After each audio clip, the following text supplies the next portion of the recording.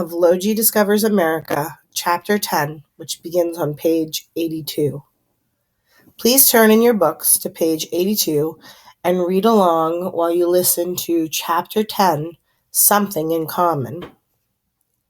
Nothing! I'm looking at my kitchen garden a few days later. I'm looking in the pots. I'm hoping to see a sprout, but all I see is smooth black soil. Bape, I say, I do not think this garden is going to grow. I do not think plants from India grow in America. They will, says Bape. Give them time. After lunch, I decide to walk in the woods. But on the way out, I notice some strange things. There are cobwebs in the corners. There are smudges on the front door. There is dirt on the stairs. Cobwebs, smudges, and dirt? Landlady Crisp is sick, I think. But no. When I step out onto the porch, I see her coming down the sidewalk with King. King is on one end of a leash. He pulls from side to side. He runs around and around. His pink tongue hangs out of his mouth and his ears flap. I can tell he is happy. Landlady Crisp is on the other end of the leash. She's pulled from side to side. She's twisted around and around. Her pink tongue is hanging out too as she tries to hang onto the leash. I cannot see if her ears are flapping, but I can tell that she is not happy. King drags her into the front yard and she unleashes him. He plows towards me. 1 second I am standing on my feet. Oof. The next I am not. 1 second I am dry-faced. Slurp. The next I am drowning in dog kisses. I giggle.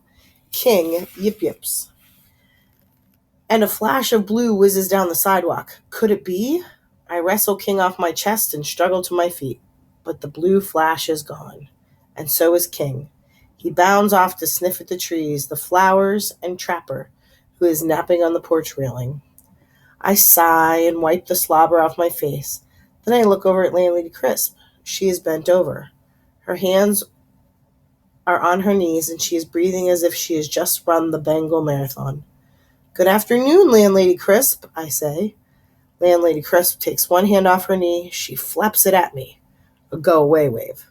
I've got no time for you today, she says between huffs and puffs. I have to clean out Trapper's litter box, run to the store for kibble and tuna, and give King a flea bath, and cut the grass. Of course, before I can cut the grass, I've got to fix the lawnmower. But before I can do any of it, Landlady Crisp flops onto the bottom stair of the porch. Before I can do any of it, I've got to catch my breath. She blows in and out a few times and her shoulders heave. Are you all right, I ask. Walking that dog is not easy, she answers. Walking that dog is hard work. If you lived in Bombay, you would not have to walk your dog, I say. People there do not put their dogs or cats on leashes. There are many animals in Bombay, and they all run free, even cows. Landlady Crisp raises an eyebrow. Cows? I don't believe it. Believe it, I reply. Many people in Bombay are of the Hindu religion. Cows are special to them. Cows are... Before I can finish, a rabbit dashes out from under the porch. King dashes after it. Woof, woof, woof, woof. His bark gets farther and farther away. Landlady Crisp, I cry. Shouldn't we go after him? But Landlady Crisp flaps her hand again. A forget about it wave. You think that dog's going to get lost? Ha! She snorts. This is the third time he's run off. Mark my words, Lowji, that dog will be home in time for dinner.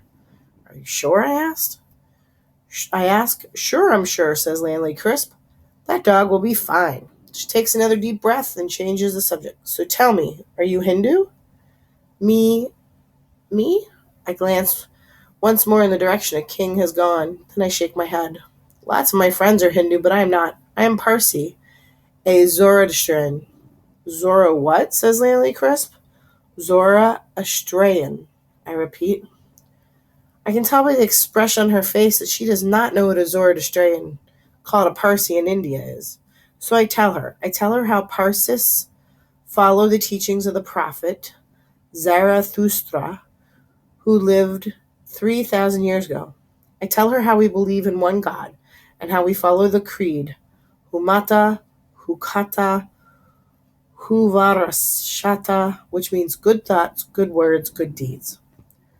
As I am talking, Trapper rises from her sunny spot on the porch railing. She yawns, arches her back, then leaps into Landlady Crisp's lap. Landlady Crisp pets Trapper under the chin and between the ears. Trapper purrs. Are you feeling rested now? I asked her. Should I continue? Go ahead, she said. Heck, you're better than public television. Public television? I do not ask. Instead, I sit beside her on the stair. I say, 2 years ago when I was 7, I celebrated my Navajot. What's that? Landlady Crisp rubs her face against Trapper's. It is when the boys and girls are initiated into the Zoroastrian religion, I say. It's when we finally get to wear sacred items. I am wearing them now. Landlady Crisp stops rubbing Trapper and looks at me up and down. I don't see anything sacred. That's because you do not recognize them. I pull up my Bart Simpson t-shirt to show her the plain white cotton one underneath. This is my Sudra. I wear it as a reminder to do good deeds. I point to the lamb's wool belt tied around my waist. And this is my Kusti. Wearing it reminds me to speak good words and think good thoughts. Landlady Crisp looks. She pauses. She finally says, I wear a reminder too, see? She pulls a chain out from under her coveralls. On the end of a chain is a gold cross. It glitters in the sunlight. Now it's my turn to look and pause. Finally, I say, Landlady Crisp, do you know what this means? She shakes her head. We have something in common. We do, she asks. What's that? I cannot keep the excitement out of my voice as I exclaim, we both wear sacred items. Landlady Crisp blinks as if surprised. She looks from her cross to my Sudra and back to her cross. You're right, she finally agrees. Isn't that the darndest? It is, I say. Then, trying out my new American expression, I add, it's the darndest.